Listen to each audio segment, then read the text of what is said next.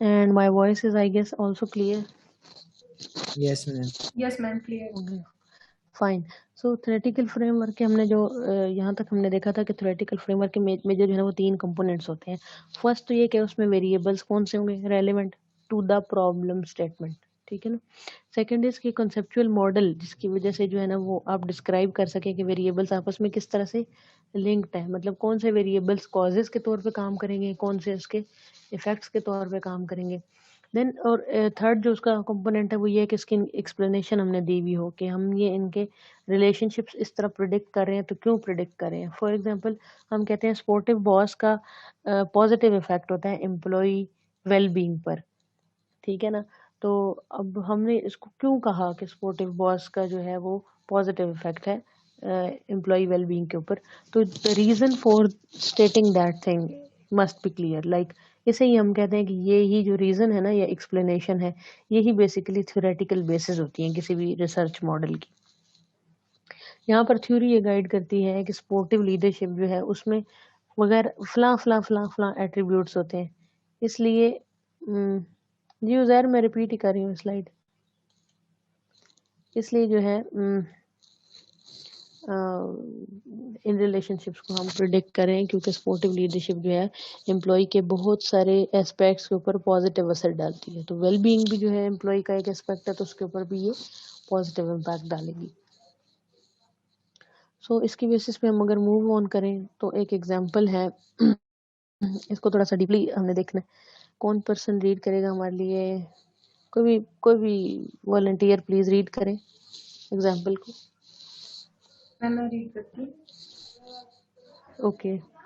According to the reports, Delta Airlines faced charges of air safety violations when there were several near collisions in Midair and one accident that resulted in 137 deaths in 1987.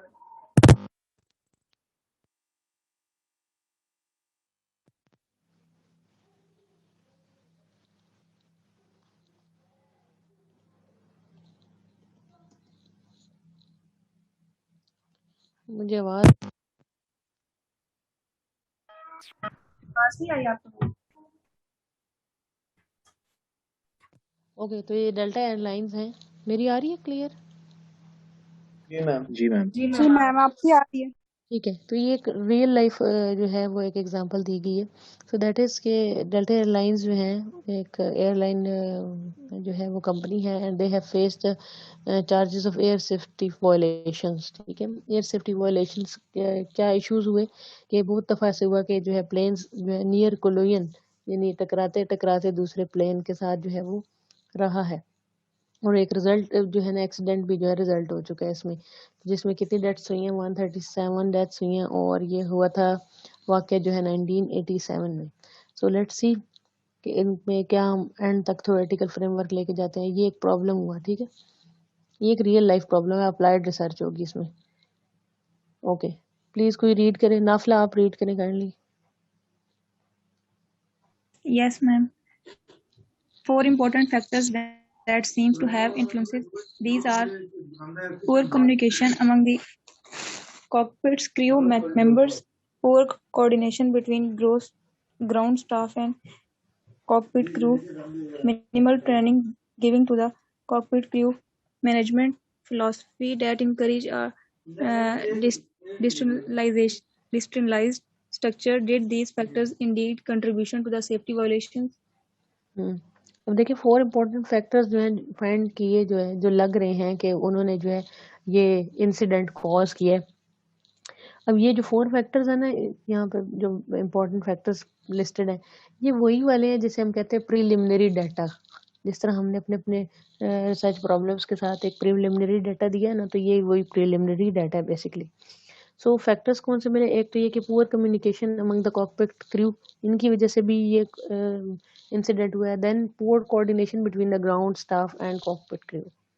Ground staff जो मतलब उस पे airports वगैरह पे जो staff होता है उससे रिलेटेड और कॉकपिट क्रू इनके दरमियान भी कोऑर्डिनेशन का कोई इशू था. Then minimal training given to the cockpit crew, इनको भी कोई ट्रेनिंग्स का भी जो है वो लग रहा था कि इनको मिनिमम जो है वो ट्रेनिंग मिली हुई है. And then the last is management philosophy that encourage a decentralised structure. So decentralised centralised and decentralised structure आप लोगों ने पढ़ा होगा मैनेजमेंट में, ऑर्गेनाइजेशन स्ट्रक्चर में। Yes, decentralised ma'am. स्ट्रक्चर ये होता है कि जी मैम पढ़ा हुआ है। डिसेंट्रलाइज्ड स्ट्रक्चर ये होता है कि जिसमें हर एक यूनिट जो है ना वो खुद मुख्तार होता है, ठीक है। हर यूनिट मतलब कोई भी जो है साइड है ना बिजनेस की, वो हर यूनिट जो है उसमें अपनी सेल्फ अथॉरिटी के ऊपर ही बेस कर रहा होता है, इंटरकनेक्टेड नहीं होता है। जबकि सेंट्रलाइज्ड के अंदर जो है ना हर चीज़ इंटरकनेक्टेड होती है और एक सेंटर के साथ जो है हर लोगों ने, हर डिपार्टमेंट ने सॉरी लिंक करना होता है। So did these factors indeed contributed to the safety violations? So this is the question, ठीक है। बेसिकली जिसे हम कह सकते हैं कि रिसर्च क्वेश्चन की फॉर्म में है ये। सो थ्योरेटिकल एग्जांपल फॉर एग्जांपल, ठीक है। अब यहाँ पे देखें कि एक इस प्रॉब्लम्स में से थ्योरेटिकल फ्रेमवर्क किस तरह से एक्सट्रैक्ट होगा। First is the dependent variable is safety violation which is the variable of primary interest. तो सबसे इम्पोर्टेंट वेरिएबल यहाँ पे जो सामने आया वो ये था कि सेफ्टी जो फैक्टर्स थे, सेफ्टी मेजर्स थी, उनकी वायलेशन की गई जिस वजह से इस तरह के हादसात हुए। Then the variance in the safety violation is attempted to be explained by the four independent variables. अच्छा, यहाँ पे वेरिएंस से मुराद है चेंज, ठीक है ना। वेरिएंस से मुराद होगा चेंज या फिर वेरिएशन। तो सेफ्टी वायलेशन में जो है वो चेंज किस चीज़ों की वजह से आई। Number one is communication between the crew member, then communication between the ground control and the cockpit, वही चार फैक्टर्स जो हमने पहले लिखे हैं। Third one was decentralised structure of the organisation. तो ये चार चीज़ें जो है इनकी वजह से सेफ्टी वायलेशन जो है वो हुई। सो द लेस कम्युनिकेशन, अब देखें हर एक फैक्टर के ना एक्सप्लेनेशन होगी यहाँ पे। कासिम ज़रा आप रीड करें और साथ साथ हमें बताएं कि ये क्या है।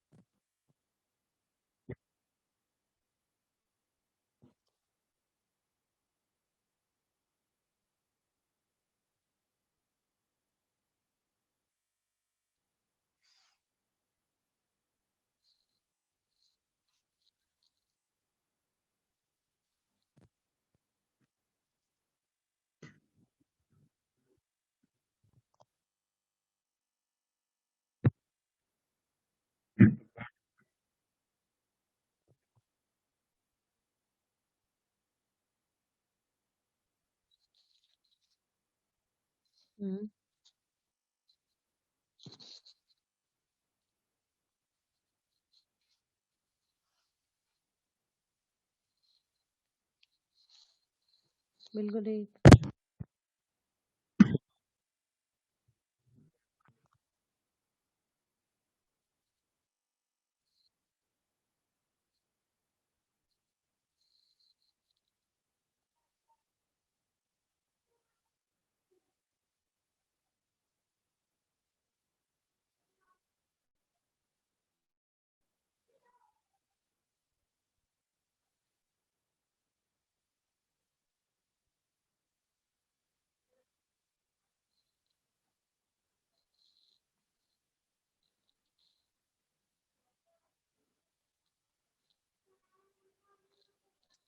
Okay, thank you Kasim. तो देखिए हर एक फैक्टर का अलग अलग से रिलेशनशिप एक्सप्लेन किया गया है, ठीक है ना। कम्युनिकेशन, क्रू की कम्युनिकेशन का किस तरह से इफेक्ट होगा। देन ग्राउंड जो है क्रू है उसका जो है ऑन बोर्ड क्रू के साथ क्या जो है वो कॉम्बिनेशन होगा। देन नेक्स्ट हम देखते हैं कि दोनों अब फैक्टर जिनमें वो कम्युनिकेशन का सिलसिला है। So factors are exacerbated by the management philosophy which are emphasise decentralisation. अब नेक्स्ट जो है ना वो डिसेंट्रलाइजेशन का कंसेप्ट है कि डिसेंट्रलाइजेशन जो है ना वो किस वजह से जो है इम्पैक्ट कर सकती है। अब देखिए, और दूसरे दोनों फैक्टर्स जो पीछे बताए हैं ना कम्युनिकेशन वाले, वो management philosophy of delta airlines की वजह से है, जिस वजह से उनका स्ट्रक्चर जो है वो डिसेंट्रलाइज्ड है एंड डिसेंट्रलाइज्ड स्ट्रक्चर होने की वजह से कम्युनिकेशन प्रॉपर नहीं है। Okay, centralized coordination and control assumes greater importance when increased flights over all in mid-air and with all airlines operating many mode flights. So it means that centralized coordination अगर होती इनकी, ठीक है, structure अगर centralized होता तो फिर सारे जो है ना आपस में कनेक्टेड होते हैं, क्रू भी, ग्राउंड क्रू भी वगैरह वगैरह, तो सब जो है एक ही कंट्रोल के साथ या एक ही सेंटर के साथ रिलेटेड होते, जिस वजह से कम्युनिकेशन का प्रॉब्लम ना आता। सो जितनी डिसेंट्रलाइजेशन होती जाएगी, थर्ड पॉइंट मैं बता रही हूँ, जितनी डिसेंट्रलाइजेशन होती जाएगी the greater is the scope for lower levels of communication, ठीक है ना। यानी जितने हर यूनिट अलग अलग काम करने लगेगा, जैसे क्रू वाले अलग काम कर रहे हैं, ग्राउंड क्रू वाले अलग काम कर रहे हैं, इसी तरह ट्रैफिक कंट्रोल वाले अलग काम कर रहे हैं, तो जितनी जितनी डिसेंट्रलाइजेशन होती जाएगी उतना उतना जो है वो कम्युनिकेशन जो है वो कम होता रहेगा। So among in-flight staff and between ground staff and cockpit crew, and the greater the scope for air safety violations. So इस वजह से फिर क्या हो सकता है कि जाहिर है एयर सेफ्टी वायलेशंस हो सकते हैं और इस तरह के हादसा हो सकते हैं। अब अपेरेंटली देखें ना तो आपके माइंड में एक रफ सा स्केच बनना शुरू हो गया होगा कि इनमें कौन से वेरिएबल्स इंडिपेंडेंट हैं, कौन से डिपेंडेंट हैं, और कोई मीडिएटर या मॉडरेटर है या नहीं। ओके, रीड करें जरा सना ये please. When cockpit crew members are not adequately trained, they may not have the requisite knowledge of safety standards or may suffer from an inability to handle emergency situation and avoid collisions. Thus, poor training also adds to the probability of increased safety violations. Okay, तो अब इसमें अब communication और decentralisation के अलावा जो third component rise हुआ है वो है ट्रेनिंग। सो ट्रेनिंग अगर नहीं होगी तो जाहिर है उनके पास नॉलेज भी नहीं होगी उन पर्सन्स के पास, तो उस वजह से सेफ्टी स्टैंडर्ड्स हैं वो कंप्रोमाइज हो जाएंगे एंड डेफिनेटली सेफ्टी वायलेशंस होंगी। सो पुअर ट्रेनिंग जो है ना it also adds to the probability of increase, यानी चांसेस जो है ना सेफ्टी वायलेशंस के वो बढ़ जाएंगे। We may also say that the lack of adequate training makes the pilots nervous and diffident, and this in turn explains why they are not able to confidently handle the situations in the mid-air when many aircraft share the skies.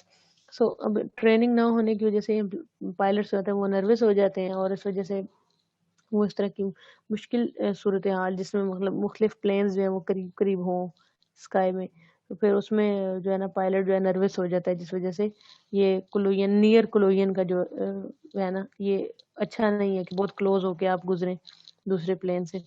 So nervousness and diffidence are a function of a lack of training and help to explain why inadequate training would result in air safety hazards. So nervousness और diffidence जो है ना ये training ना होने की वजह से पैदा होते हैं, ठीक है ना। नर्वसनेस और डिफिडेंस मीन्स के वो घबराते हैं और परेशान हो जाते हैं पायलट्स, और ये ट्रेनिंग ना होने के सबब ये कैफियत उनके ऊपर होती है। So we may change the model by using the poor training as a moderating variable, ठीक है। तो यहाँ पे वो कह रहा है कि वेरिएबल जो हम अपना मॉडल रिसर्च का बनाएंगे उसमें हम ट्रेनिंग को जो है वो एज ए मॉडरेटिंग वेरिएबल लिख सकते हैं। सो वी आर थ्योराइजिंग, अब यहाँ पे हम थ्योरेटिकल फ्रेमवर्क फाइंड करते हैं कि हमारे पास वेरिएबल्स क्या हैं।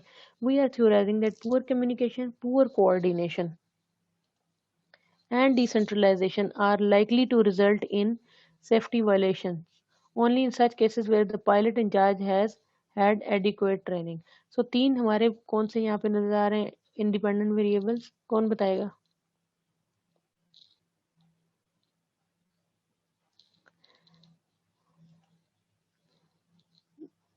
जी तीन वेरिएबल्स कौन से नजर आ रहे हैं यहाँ पे इंडिपेंडेंट? सलमान ज़ेब आप काइंडली ऐड करेंगे?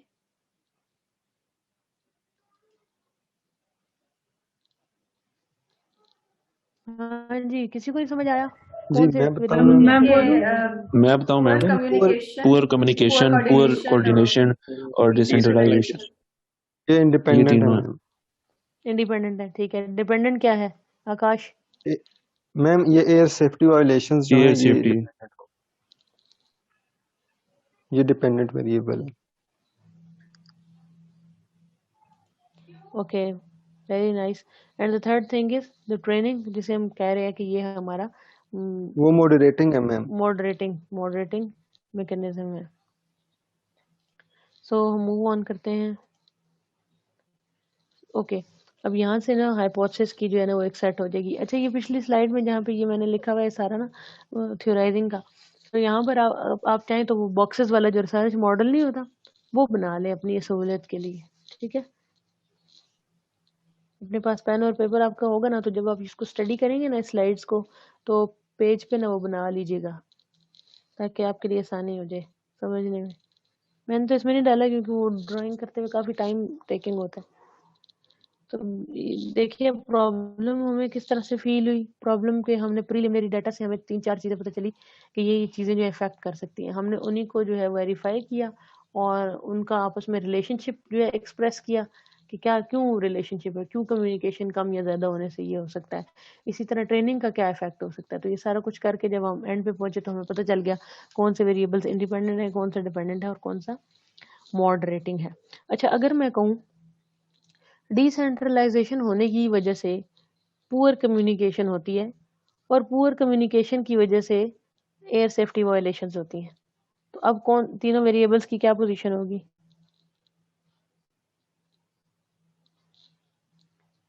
मैम डिसेंट्रलाइजेशन से हमारे पास इंडिपेंडेंट होगा। बिल्कुल ठीक। नेक्स्ट,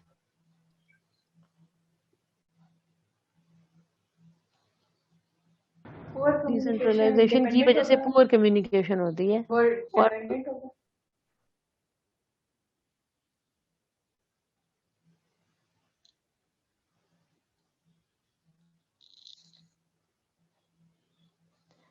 कासिम पुअर कम्युनिकेशन क्या होगी?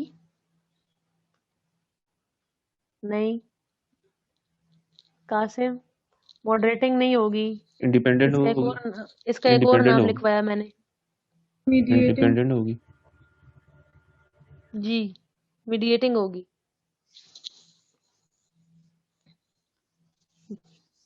जी जी, ब्रिज कर रही है ना, वो ब्रिज कर रही है। मीडिएटिंग में जब जब देखिए मीडिएटिंग जब भी होगा ना, उसका मतलब होता है A leads to B, B leads to सी।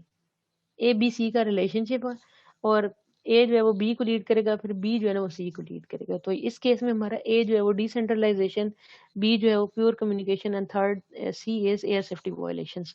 सो तीनों जो है ना वो एक मीडिएटिंग हो जाएगा, एक इंडिपेंडेंट हो जाएगा और एक डिपेंडेंट हो जाएगा। सो इसके बाद हम हमारा जो टॉपिक है ना वो that is about the hypothesis.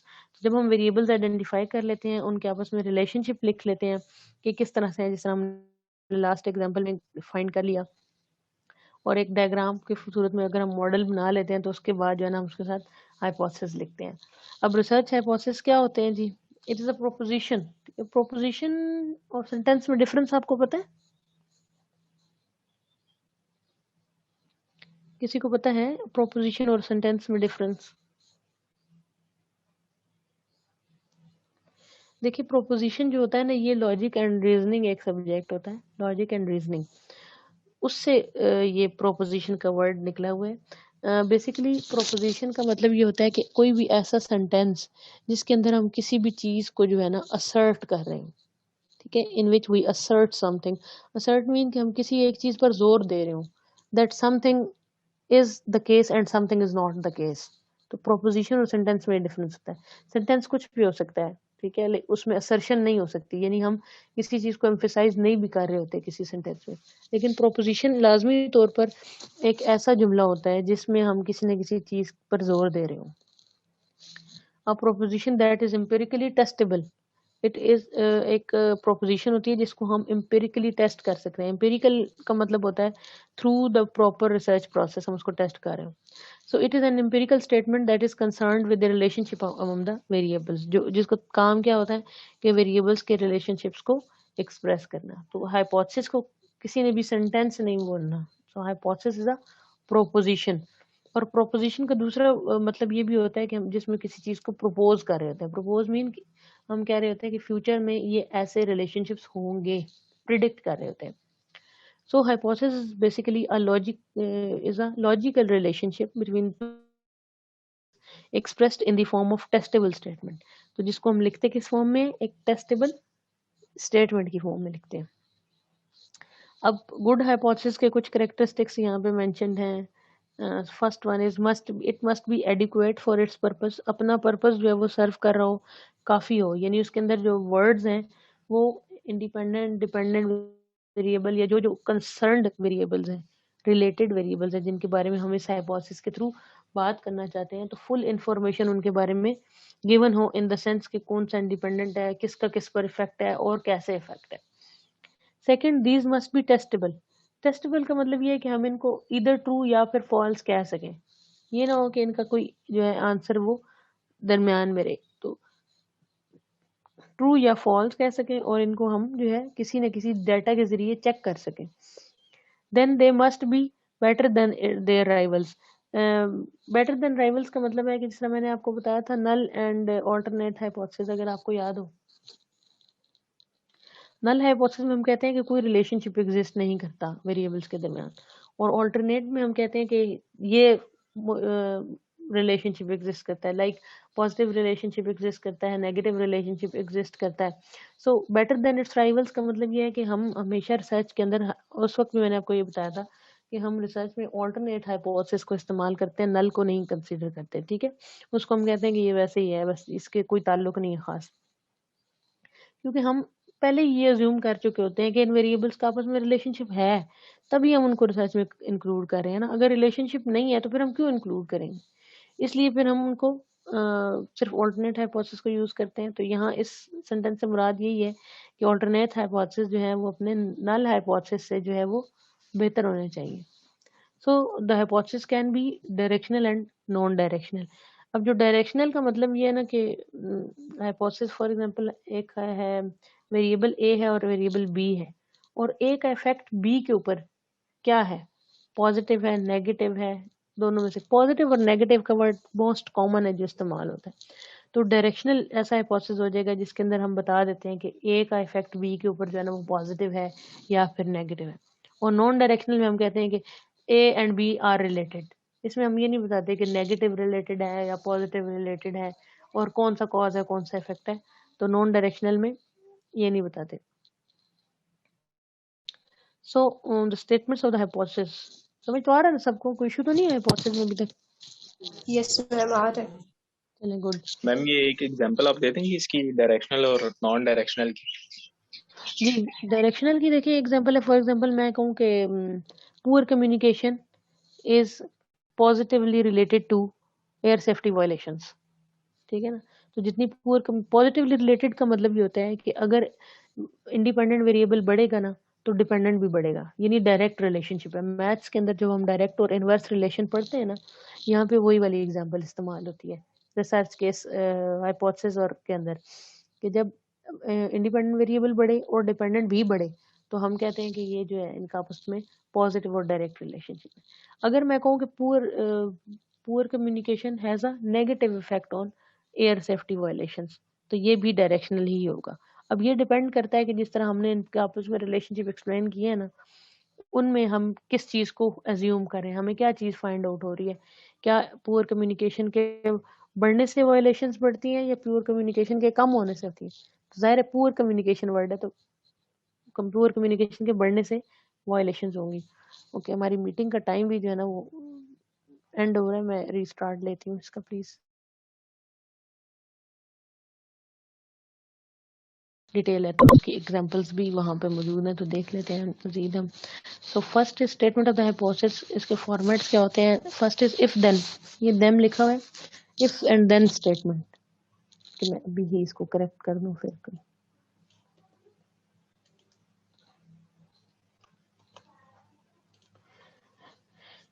If then statements can be used to test whether there are differences between two groups, it takes two forms. अच्छा, between two groups का मतलब ये होता है कि स्टैट्स तो सबने पढ़ी होगी, ठीक है। तो उसमें हम, आवाज तो मेरी आ रही है ना सना? यस मैम, और यस मैम। ओके, सो ग्रुप्स का मतलब ये होता है कि जब हम स्टैट्स पढ़ते हैं ना तो उसमें हम पढ़ते हैं पॉपुलेशन मीन, ठीक है। तो टू जो ग्रुप्स होते हैं वो हम कहते हैं कि पॉपुलेशन में से ही हमने एक सैंपल लिया हुआ है, तो एक को हम कह देते हैं कि एक सैंपल है और दूसरा पॉपुलेशन है, यानी उस पॉपुलेशन का ही एक सबसेट कुछ पोर्शन लिया हुआ है। फॉर एग्जांपल मैं कहूँ कि एक इलाके में 100 टीचर्स काम करते हैं, तो ये पॉपुलेशन है। अब मैं रिसर्च के लिए सिर्फ 10 टीचर्स को इस्तेमाल कर रही हूँ, तो ये 10 टीचर जो है ना ये सैंपल है। तो हम ये कह देते हैं कि सैंपल की जो कैरेक्टरिस्टिक्स हैं, जिस तरह हमने जनरलाइजेबिलिटी वाला कॉन्सेप्ट पढ़ा था कि सैंपल के जो ये कैरेक्टरिस्टिक्स हैं ये ही पॉपुलेशन के भी होंगे। हम अपनी रिसर्च से हमेशा एंड पे ये जो है ना रिजल्ट निकालते हैं और ये कहते हैं कि हमारा जो है ना रिसर्च जो है वो जनरलाइजेबल है, क्योंकि हमारे जो है पॉपुलेशन के जो करेक्टरिस्टिक्स हैं वो सैंपल की तरह की हैं। सो डिफरेंसेस का मतलब ये होता है कि हमारा जो है पॉपुलेशन और सैंपल उन दोनों में जो है वो फ़र्क कितना है, ठीक है ना, फ़र्क मौजूद है कि नहीं। अब यहाँ पर इफ़ एंड देन स्टेटमेंट्स की एग्जांपल्स किस तरह से इस्तेमाल की जाती है। वैसे मैं कॉमनली बताऊँ कि मैंने कभी इफ़ एंड देन स्टेटमेंट इस्तेमाल नहीं की, बहुत कम, ठीक है, बहुत रेयर, और मुझे भी बड़ी रेयर नज़र आती है ये। लेकिन हम देखते हैं कि आगे और कौन कौन सी टाइप की हैं।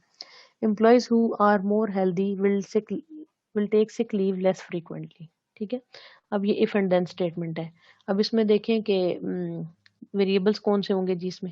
Employees who are more healthy will take sick leaves less frequently.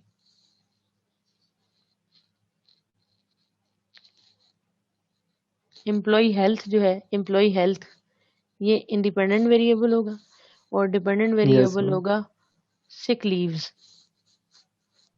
ठीक है, सिक लीव। तो हम जब रिलेशनशिप्स एक्सप्लेन करते हैं ना, जब हम एक्सप्लेनेशन देते हैं थ्योरेटिकल फ्रेमवर्क के बाद, वहाँ पर हम ये लिखेंगे कि एम्प्लॉयज़ की जो हेल्थ है वो जो है डिटरमिन करती है कि वो कितनी सिक लीव्स लेगा। अब अगर एम्प्लॉय की हेल्थ अच्छी है, जिस तरह हमने कम्युनिकेशन और वायलेशन की बात की थी, अगर एम्प्लॉय की हेल्थ अच्छी है तो वो सिक लीव्स नहीं लेगा। अगर एम्प्लॉय की हेल्थ बुरी है तो डेफिनेटली उसको जो है हॉस्पिटलाइज होना पड़ेगा या उसको मेडिसिन लेनी पड़ेंगी या आए दिन उसको कोई ना कोई फिजिकल इशू रहेगा जिस वजह से फिर वो क्या करेगा, सिक लीव जो है लेने पर मजबूर हो जाएगा। सो ये एक्सप्लेनेशन देना बहुत ज़रूरी होती है, उसके बाद फिर हम हाइपोथेसिस डेवलप करते हैं। So second is if employees are more healthy then they will take sick leaves less frequently. अच्छा पता नहीं क्या हुआ है कि मेरी स्लाइड्स में ना ये एन और एम जो है वो मिक्स हो गई। ओके, सो अगर एम्प्लॉय जो है वो ज़्यादा हेल्दी हैं तो वो सिक लीव जो है वो कम लेंगे। सो इफ एंड देन का ये कॉन्सेप्ट है। Then next comes the directional and non directional hypothesis. Directional hypothesis के अंदर the direction of the relationship between the variable is positive and negative is indicated. जिस तरह मैंने पीछे भी एग्जांपल दी कि हम कह देते हैं कि क्या रिलेशनशिप है, जो है पॉजिटिव है या नेगेटिव है। अगर हम पिछली एग्जांपल में देखें, employees who are more healthy, employ health का सिक लीव्स के साथ जो है क्या रिलेशनशिप होगा, नेगेटिव रिलेशनशिप होगा, ठीक है। Employees health will have negative relationship with sick leave, क्योंकि जितनी हेल्थ अच्छी होगी उतनी सिक लीव्स कम होंगी, तो इसलिए हम कहेंगे इसका नेगेटिव रिलेशनशिप है। Okay, the greater the stress experience, अगर इधर हो जाता ना एम्प्लॉय अनहेल्दी एम्प्लॉयज, तो अनहेल्दी एम्प्लॉयज का सिक लीव्स के ऊपर पॉजिटिव इम्पैक्ट होता, ठीक है। Okay, the greater the stress experienced in the job the lower the job satisfaction of the employees. ये भी डायरेक्शनल है, जिसमें हम एक को ग्रेटर और दूसरे को जो है वो लोअर कह रहे हैं। तो जितनी जो है एम्प्लॉय स्ट्रेस एक्सपीरियंस करेगा जॉब पर, जितनी ज़्यादा उतनी कम उसकी जॉब के साथ सेटिस्फेक्शन होगी, ठीक है। Women are more motivated than man are, तो औरतें जो है वो मर्दों से ज़्यादा जो है वो मोटिवेटेड होती हैं। तो ये भी जो है ना एक हाइपोथेसिस है। सो डायरेक्शनल एंड नॉन डायरेक्शनल का तो पता चल गया होगा। अब नेक्स्ट नॉन डायरेक्शनल में सिंपली हम ये नहीं लिखते कि पॉजिटिव है नेगेटिव है या एक बढ़ेगा तो दूसरा कैसे होगा। In non directional hypothesis there are no indication of the direction of the relationships between variables. हम नहीं बताते कि कौन सा दूसरे के ऊपर पॉजिटिव या नेगेटिव इम्पैक्ट डाल रहा है। There is a relationship between age and the job satisfaction, हम सिर्फ ये सिंपली कह देते हैं। अब अगर मैं कहूँ कि greater is the person's age there will be more job satisfaction, तो ये कौन सा हाइपोथेसिस हो जाएगा, डायरेक्शनल, ठीक है, जिसमें एज के ज़्यादा होने से जॉब सेटिस्फेक्शन का ज़्यादा होना बताया जा रहा है। लेकिन दूसरे में यहाँ पर नॉन डायरेक्शनल में सिंपली बताया जा रहा है कि दोनों में कोई रिलेशनशिप है, पॉजिटिव है नेगेटिव है हमें नहीं पता, we just know about the relationship. So next is there the differences between the work ethics values of American and Arabian employees. So there must is a difference. अब difference positive है या negative है, we don't know that difference.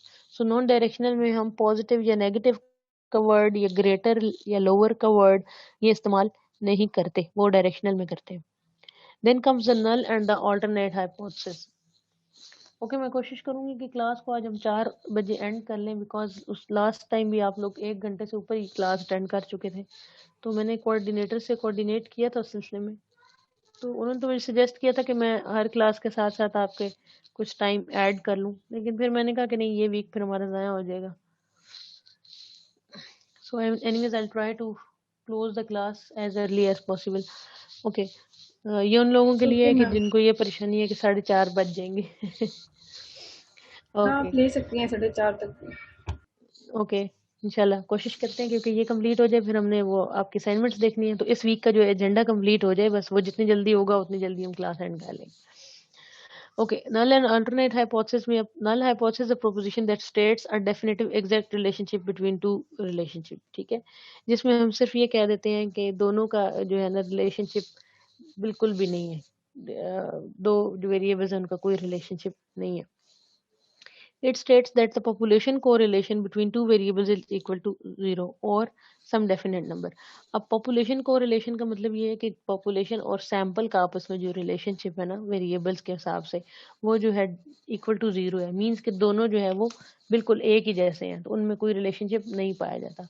In general, the null statement is expressed as no significant difference seen है ना, ये उसी तरह ये स्टैट ज्यादा यूज करते हैं। हम रिसर्चर जो है ना, इस चीज को इतने जो है कंसिडर नहीं करते कि ग्रुप्स में there is a difference between the two groups and the means and so on and so forth. We do not use these words, we simply use the concept, ठीक है। हम उसमें कह देते हैं कि हमारा जो फलां चीज है, जिस तरह एयर सेफ्टी वायलेशंस है, हम डायरेक्टली वर्ड उस वेरिएबल का नाम यूज करके और फिर उसको एक्सप्रेस करते हैं। न्यू ग्रुप्स और पॉपुलेशन और ये नाम जो है वो हम जो है लेसर टाइम पे यूज करते हैं, बहुत कम। देन ऑल्टरनेट हाइपोथेसिस क्या होता है? Is the opposite of the null hypothesis, that is a statement expressing a relation between two variables or indicating differences between two groups। so alternate hypothesis का मतलब ये होता है कि कोई ना कोई relationship जो है दो variables के दरमियान exist कर रहा है, तो हमें वो relationship देखना है और जो है डिफरेंस इंडिकेट करता है। तो ऑल्टरनेट हाइपोथेसिस की बेसिकली ये लॉजिक हम एक्सप्रेस करते हैं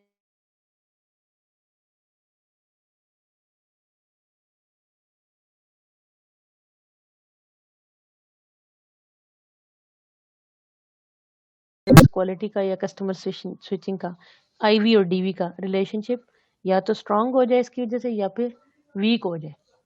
कुछ क्लियर हुआ जिनको नहीं पता था? जी आकाश, आप प्लीज क्लियर कर दें, ऐड कर दें जो आप ऐड करना चाह रहे थे। जी मैम, मैं भी बताना चाह रहा था कि कस्टमर स्विचिंग जो है ये डिपेंडेंट वेरिएबल है। सर्विस क्वालिटी और कस्टमर स्विचिंग स्विचिंग, कॉस्ट जो sir customer okay service yes quality ma'am, ये इंडिपेंडेंट है। डिपेंडेंट है ना, ये डिपेंडेंट है, और सर्विस क्वालिटी जो ठीक है है, ये डिपेंडेंट है। स्विचिंग कॉस्ट जो मॉडरेटिंग का काम कर रहे हैं इंडिपेंडेंट है आकाश। सर्विस जी मैम, क्वालिटी इज दोनों इंडिपेंडेंट वेरिएबल। मैम इंडिपेंडेंट ही कह रहा हूँ ना, ये सर्विस क्वालिटी और स्विचिंग कॉस्ट दोनों इंडिपेंडेंट है, लेकिन स्विचिंग कॉस्ट जो है ये मॉडरेटिंग का काम कर रहा है, ये नो नो, मॉडरेटर है। और इंडिपेंडेंट ये नहीं होता। अगर ये इंडिपेंडेंट हो ना, तो इसका एरो जो है ना वो कस्टमर स्विचिंग को जा रहा होगा आकाश, ठीक है। अगर ये जी मैम, इंडिपेंडेंट हो ये तो इसका मॉडरेटर जो है है, मैम। ये मॉडरेटर है, ये इंडिपेंडेंट नहीं ट्रीट हो सकता। जो मीडिएटर होता है उसका लिंक जो है वो डीवी के ऊपर समटाइम्स जो है वो जा रहा होता है। क्यों जा रहा होता है? क्योंकि हम वाया दैट लिंक जो है हम आईवी और डीवी का रिलेशनशिप एस्टेब्लिश कर रहे होते हैं थ्रू दैट ब्रिज, और उसे हम कह रहे होते हैं कि ये ही connecting bridge between IV and DV. जी मैम, जी, कोई और ऐड करना चाहता है? मैम इसमें सर्विस क्वालिटी जो है इंडिपेंडेंट है, कस्टमर स्विचिंग डिपेंडेंट है, और स्विचिंग कॉस्ट जो है ये मॉडरेटर सॉरी। ठीक। महद,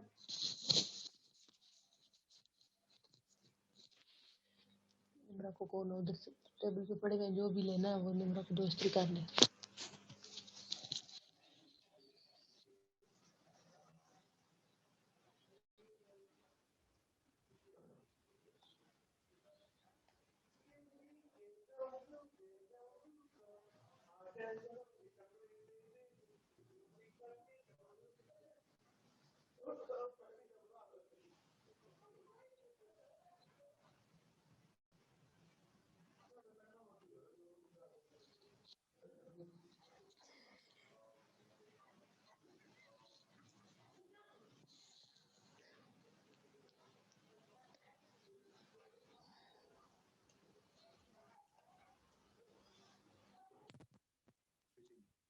risk already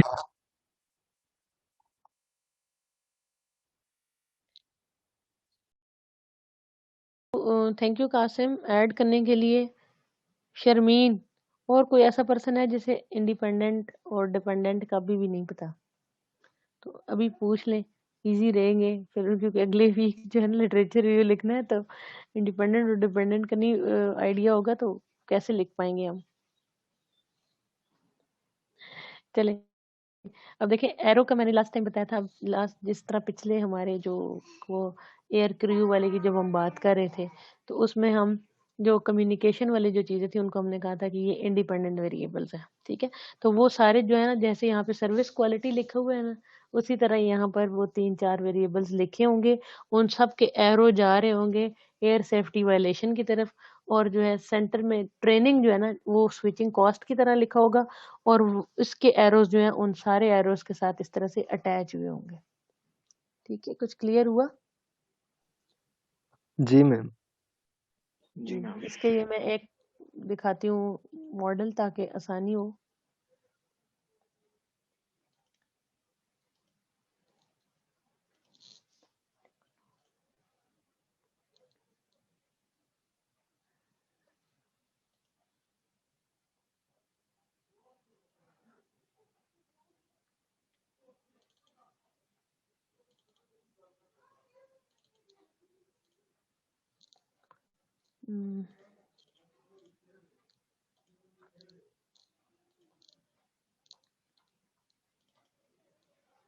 इसमें से मैं आपको दिखाती हूँ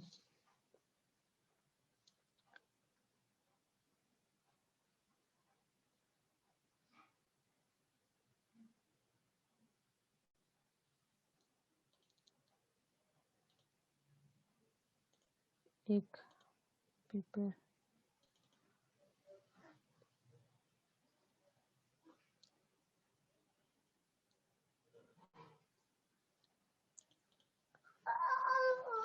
ओहो,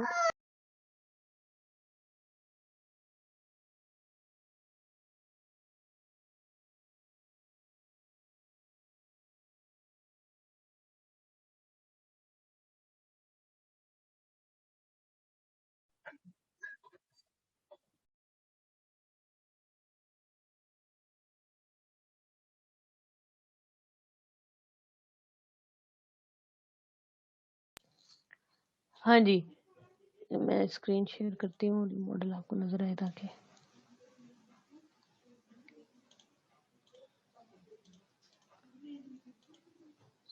ओके, ये मॉडल सबको नजर आ रहा है? yes ma'am जी मैम। अच्छा, अब कौन बताएगा इसमें डिपेंडेंट वेरिएबल कौन है? ठहरे, फैसल खालिद आप बताएं डिपेंडेंट वेरिएबल।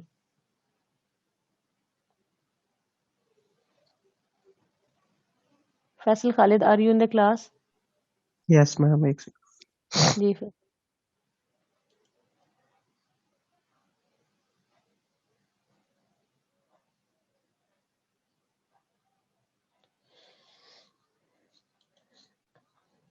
ठहर जाओ आकाश, बाकियों से भी जरा पूछने दो। आपसे जरा मुश्किल वाला पूछने वाली हूँ मैं। सुमेरा बीबी, नाफला, ठीक है, थैंक यू। सब लोग बताना चाह रहे हैं। जी Faisal. Employee creativity, madam. Dependent variable. क्यों फैसल, क्यों क्यों है जी Oh, एम्प्लॉय के sorry. लिए? Oh, sorry, ma'am. Organizational encouragement. भाई फैसल ठीक कहा था आपने, लेकिन उसके रीजन, मॉडल को देख के रीजन। हाँ, मेरे क्यों ने कंफ्यूज कर दिया फैसल? ठीक बताया आपने, ये डिपेंडेंट वेरिएबल है, लेकिन क्यों इस मॉडल को देख के क्यों लग रहा है कि ये डिपेंडेंट है? क्योंकि वो एम्प्लॉय का आइडिया से मैडम में ओरिजिनेट होगा। अच्छा चलो, एरोज को देख के बता दो, अब बताओ। एरोस को देख के मैडम बता रहा हूँ। ठीक है, एरो जो है ना वो इसको लीड करे, the arrows are leading Yes, towards ma'am. The employee creativity. ठीक है, हसन अली ठीक है बताना चाह रहे हैं, मुझे बताएं इसमें मॉडरेटर वेरिएबल है इस मॉडल में, मॉडरेटिंग वेरिएबल? मैडम मुझे तो क्रिएटिव सेल्फ एफिशिएंसी मॉडरेटर लग रहा है। अच्छा, अभी मैंने पिछले इसमें ना आपको समझाया भी एक मॉडरेटर क्या होता है। चले और कोई बताए, हमजा अहमद, हमजा अहमद आप बताएं मॉडरेटर है इसमें, अगर है तो कौन सा जी है ma'am, moderator? Creative self efficiency. Rahman Ali Shah, yes ma'am. Rahman Ali Shah, dependent जी मैम। वेरिएबल कौन सा है? Ma'am creative self efficiency. Dependent variable? Ma'am dependent variable जो है ऑर्गेनाइजेशनल इंकरेजमेंट और organisational obstacles ma'am, sorry independent variables है मैम, और डिपेंडेंट वेरिएबल जो एम्प्लॉय क्रिएटिविटी है। ठीक है, कोमल तनवीर आप बताएं जरा, क्रिएटिव सेल्फ एफिकेसी जो है ये क्या है? डिपेंडेंट है, मॉडरेटर है, क्या है? डिपेंडेंट है मैम। कॉम बेसिकली अगर देखा जाए तो ऑर्गेनाइजेशन इंकरेजमेंट और ऑर्गेनाइजेशन ऑब्स्टेकल जो है वो क्रिएटिव एफिशिएंसी की तरफ जाते हैं, तो वो पहले उसकी तरफ जाएंगे, फिर एम्प्लॉयज़ क्रिएटिविटी की तरफ जाएंगे। इसलिए आपने एग्जांपल दी थी पिछली क्लास में जो सेम इसी से कॉपी पेस्ट थी, मतलब इसी तरह से मिलती जुलती थी। ठीक है, तो क्या होगा ये क्रिएटिव सेल्फ एफिकेसी, यानी CSE क्या चीज होगा? इंडिपेंडेंट है, डिपेंडेंट है, मॉडरेटर है, क्या है? डिपेंडेंट है मेरे हिसाब से। डिपेंडेंट है, यस मैम। ठीक है। अच्छा Amtul Amna, same question to you.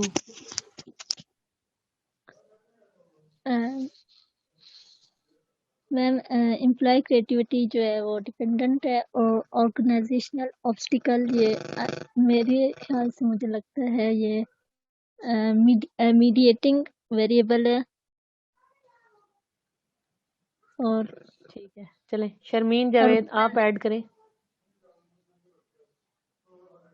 Sharmin Javed, Waqas, Uzair, Amad, सब्र कर दे, सुमेरा, नाफला, हैंड रेस किए रखें अभी आप हम।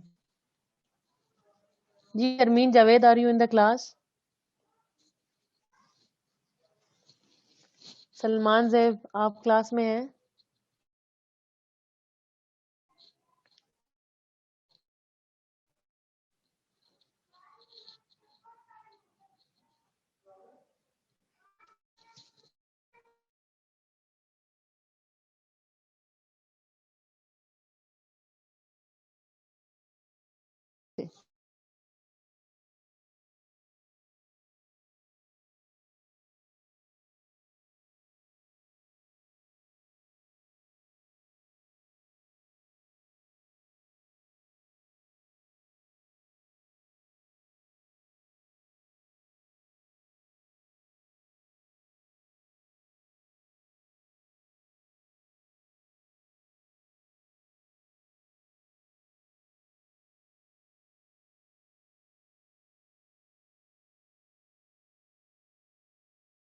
ऑर्गेनाइजेशनल ऑब्स्टैकल्स के साथ, तो इन दोनों के साथ एरो हेड का जो है टेल अटैच है, means these are basically the reason, these are basically the causes of something that are going to be initiated. And arrow का जो हेड है वो किस तरफ लीड करा के लेके जा रहा है? वो एंड तक लीड करा के लेके जा रहा है जहां पे लिखा है employee creativity. So in this case employee creativity will be treated as dependent variable. So now talk about the mediating variable that is between these two. जी कौन है और क्या कहना चाह रहे हैं?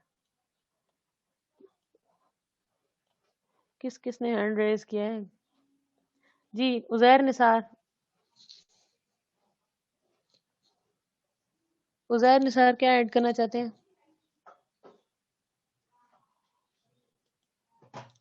शर्मीन, शर्मीन जावेद,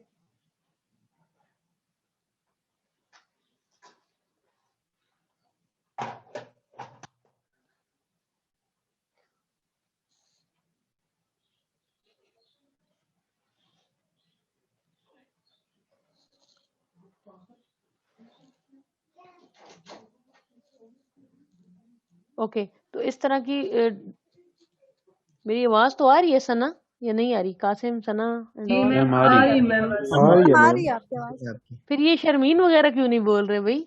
शर्मीन एंड और किससे मैंने पूछा था? उनको नहीं आ रही होगी मैडम। उनको नहीं आ रही होगी। अच्छा,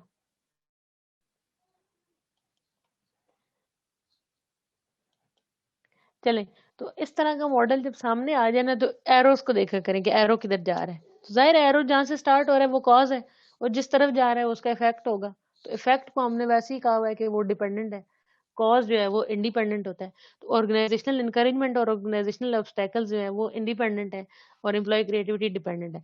अब क्योंकि वो दरमियान में से वो एक पाथ और जा रहा है, जो डॉटेड लाइन है, वो क्रिएटिव सेल्फ एफिकेसी के थ्रू जा रहा है। के थ्रू जा रहा है ना, इस बात से यस मैम। जी मैम। तो जब उसके थ्रू जा रहा है ना, तो वो बीच में ब्रिज के तौर पे काम कर रहा है।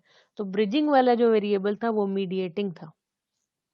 ठीक है, अगर ये क्रिएटिव सेल्फ एफिकेसी मॉडरेटर होता तो ये दरमियान से यहाँ से हट जाता, और इसको हम शो करते उसी तरह ऊपर की तरफ, और लाइन जो है लाइन के ऊपर टकरा रही होती, इस तरह से वाया ना जा रही होती लाइन, जिस तरह हमने पिछले स्लाइड्स के अंदर देखा था ना। ये वाली चीज स्विचिंग कॉस्ट वाला जो केस हमने देखा है, ये मॉडरेटर है।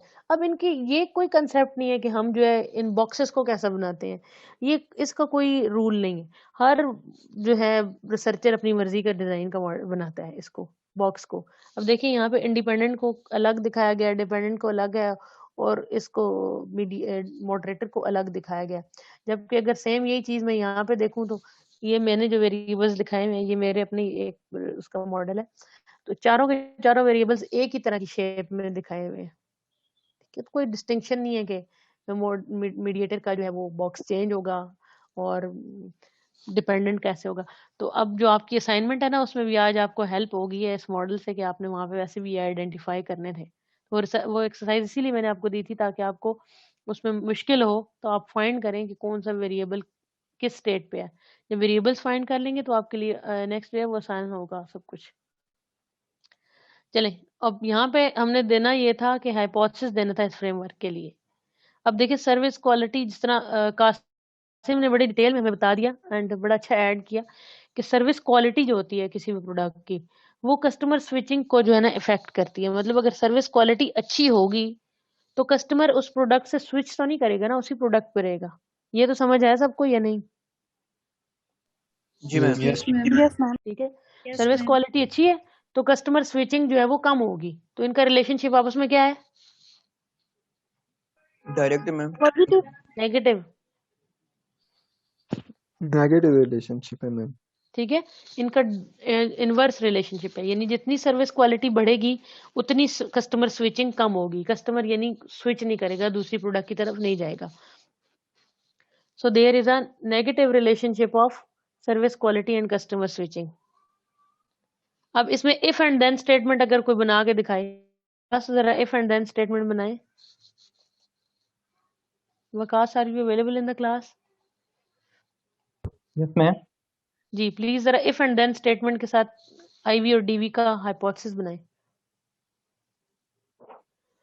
मैम सर्विस क्वालिटी अगर अच्छी होगी तो कस्टमर जो है वो स्विच नहीं करेगा। इफ एंड देन इस्तेमाल करें। सॉरी मैम, इसका मुझे आइडिया नहीं। आई थिंक मैंने मिस किया जो आपने स्टार्ट में बताया, तो मैं नहीं था क्लास में। ठीक है, कासिम आप बताएं इफ एंड देन यूज करके।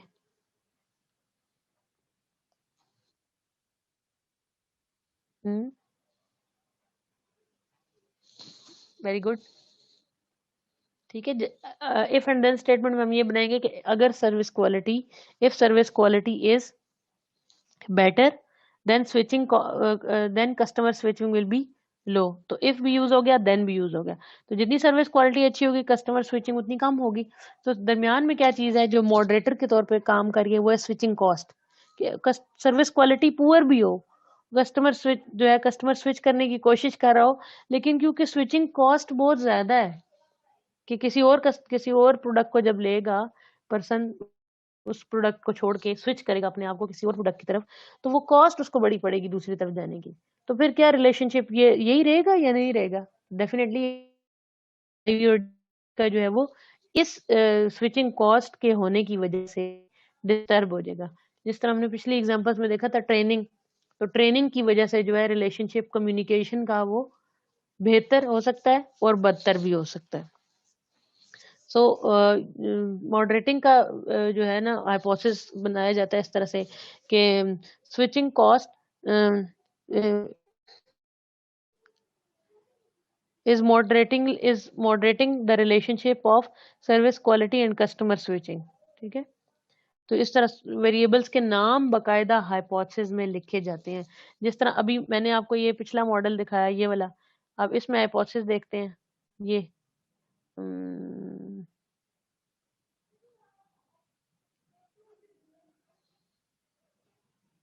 हाइपोथेसिस 1 पे जाते हैं ना, ये सामने नजर आ रहा है। Organisational encouragement positively affects employee creativity. Hypothesis 2 is organizational obstacles negatively affects employee creativity। ये साथ जो है ना इसकी डिटेल दी हुई है, थ्योरी दी है कि देन मीडिएटिंग वाला ये creative self if he acts as a mediator between the relationship of organizational obstacle। समझ आया? और ओके यहाँ पे मॉडरेटर भी है एक,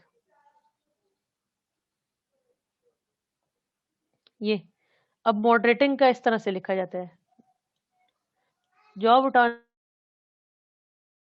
sharing and voice is clear। Yes, ma'am. Yes, Yes, ma'am. ma'am. जी, तो मॉडरेटिंग का देखिए इस तरह से लिखा जाता है। Job autonomy acts as a moderator between the relationship of organisational encouragement and employee creativity and in such a way that the relationship gets stronger when autonomy is high as compare to when it is low. ठीक है,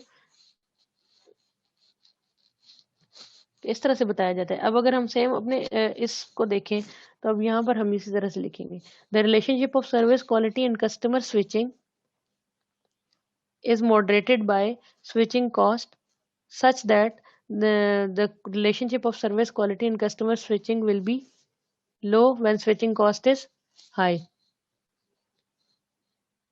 तो इस तरह से जो है ना moderator को लिखा जाएगा, यानी मॉडरेटर के हाई या लो होने से जो हमारा ऑलरेडी प्रिवेलेंट रिलेशनशिप है आईवी एंड डीवी का, उसके ऊपर क्या इम्पैक्ट पड़ सकता है। तो ये जितने भी सिचुएशनल वेरिएबल्स होते हैं ना, जिस तरह ट्रेनिंग हो गई या कोई और फैक्टर ऐसा हो गया जिसका डायरेक्टली तो इनसे रिलेशनशिप नहीं होता हमारे फिनोमेना से, लेकिन उसके मौजूद होने से आईवी और डीवी का रिलेशनशिप स्ट्रॉन्ग या वीक हो सके, तो उसको हम मॉडरेटर कहते हैं। अभी जो आप आज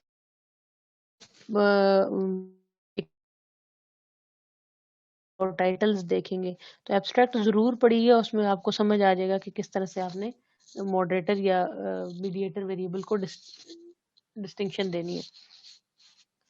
so here is another example, please read somebody, कोई जो है ना वॉलंटियर है जो उसको रीड करे।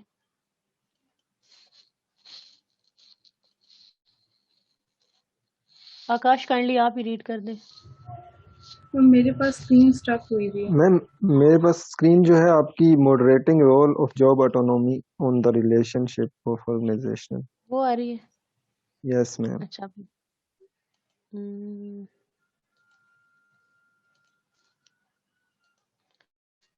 बताइए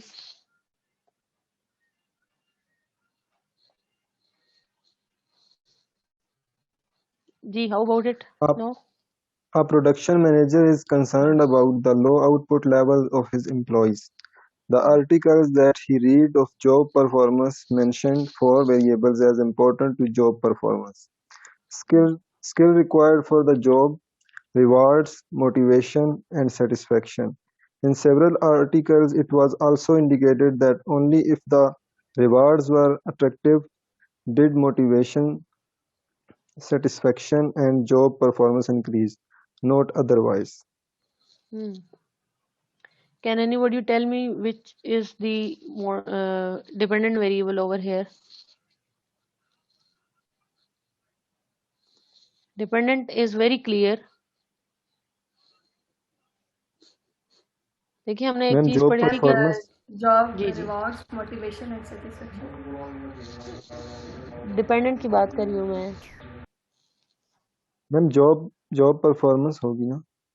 देखिए डिपेंडेंट वही होता है वेरिएबल जिसके बारे में रिसर्चर कंसर्न्ड होता है, द तो prime variable low of interest output of production. low जी output levels of the जी, तो ये आउटपुट लेवल्स जो है ना basically these are job performance, job performance को ही आउटपुट भी कहते होते हैं। तो बाकी जो वेरिएबल्स हैं जिस तरह स्किल्स yes हैं, रिवॉर्ड्स हैं, मोटिवेशन है और सेटिस्फेक्शन है। अब ये सारे जो हैं ये किस किस तरह से होंगे इसको हम देखते हैं नेक्स्ट पे। यहाँ पर तो अपेरेंटली जैसे skill, rewards and motivation, apparently ये लग रहा है कि ये तीनों जो है वो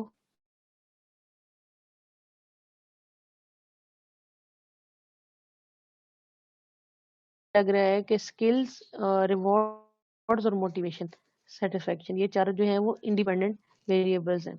in several articles it was also indicated that only if the rewards were attractive did motivation, ठीक है, कि अगर जो है रिवॉर्ड्स ने मोटिवेट किया है, सेटिस्फाई किया है एंड जॉब परफॉर्मेंस इस वजह से बढ़ी है। तो अब यहाँ पे देखें कि ये भी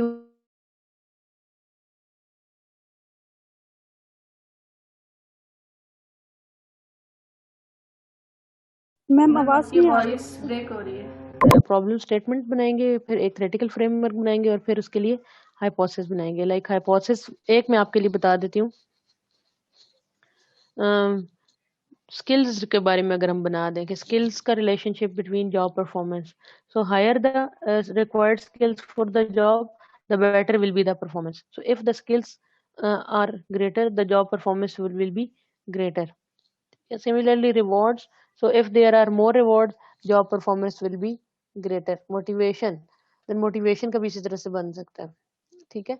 और फिर इनमें से किसी एक को अगर हम मीडिएटर रख लें तो फिर हमारा जो है एक मीडिएटिंग का भी हाइपोथेसिस बन जाता है कि उसका रिलेशनशिप जो है वो मीडिएटिंग वाला है। अगर किसी एक को हम मॉडरेटर रख लें लेकिन उसकी कोई रेलेवेंसी बनती हो, जिस तरह पिछले एग्जांपल में स्विचिंग कॉस्ट की कोई रेलेवेंसी बनती थी ना कस्टमर स्विचिंग के साथ, उसी तरह यहाँ पे कोई ना कोई उसकी रेलेवेंसी बनती हो, ऐसे ही हम उसको मॉडरेटर मीडिएटर नहीं ट्रीट करा सकते।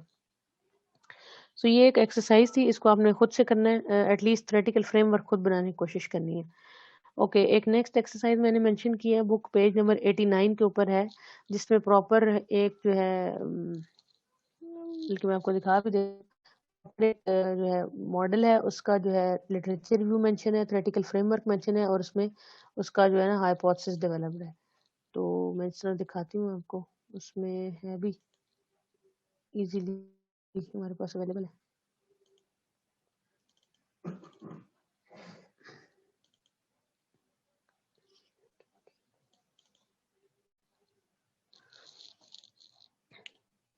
सो यहाँ पे मैंने पेज नंबर 87 मेंशन किया हुआ है, 89 लिखा है इसमें।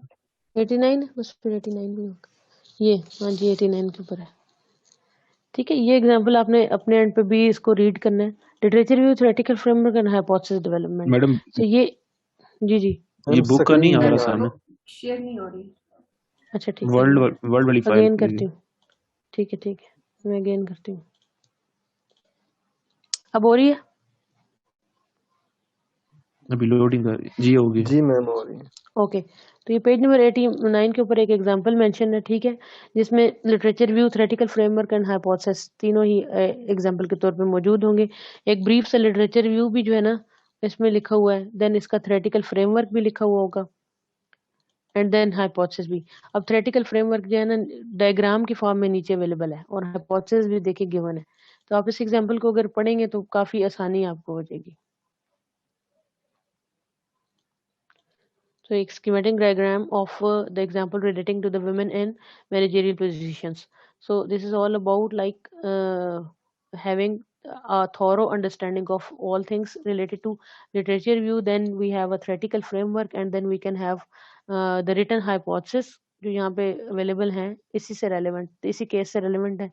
एंड यहाँ पे इनका एक मॉडल भी जो है ना आप देख सकते हैं कि किस तरह से। यहाँ पे देखें इंडिपेंडेंट वेरिएबल क्या है, हसन अली, हसन अली ये सामने मॉडल नजर आ रहा होगा आपको, इसमें से इंडिपेंडेंट वेरिएबल कौन सा है?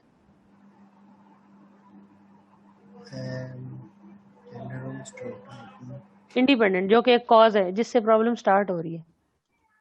मतलब इंडिपेंडेंट तो यही है जो लिखा हुआ जेंडर रोल स्टीरियोटाइपिंग। हाँ, तो इसके नीचे से लिखा भी हुआ है ना इंडिपेंडेंट वेरिएबल। जी आपने बताया था ओके, ना कि जो एरो जहाँ से स्टार्ट होता है वो इंडिपेंडेंट है और जहाँ पर ख़त्म होता है वहाँ पर डिपेंडेंट, लेकिन वो मीडिएटिंग का और मेडिएटर का जो है ना वो थोड़ा सा बस कंफ्यूजन रहती है।